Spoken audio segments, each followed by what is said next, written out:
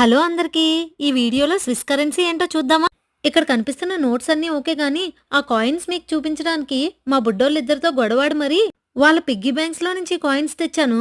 మా చిన్నోడైతే "you should not steal others' money" అని కోపంగా ఏడ్చుకుంటూ ఎళ్లి మంచం ఎక్కేశాడు. వాడి అలక తీర్చడానికి నాకు అరగంట పట్టింది. సరే కానీ స్విస్‌లో వాడే కరెన్సీని స్విస్ ఫ్రాంక్స్ అంటారు.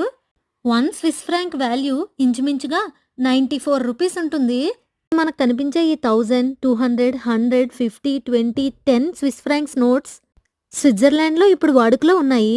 అలాగే ఇక్కడ కాయిన్స్ కూడా 5 francs, 2 francs, 1 franc, half franc వరకు ఉంటాయి. 1 ఫ్రాంక్ కంటే తక్కువైతే వాటిని రాపెన్ అంటాము. 100 రాపెన్ కలిపితే 1 ఫ్రాంక్ అవుతుంది. రాపెన్ కాయిన్స్ 20 రాపెన్, 10 రాపెన్, 5 రాపెన్ ఉంటాయి.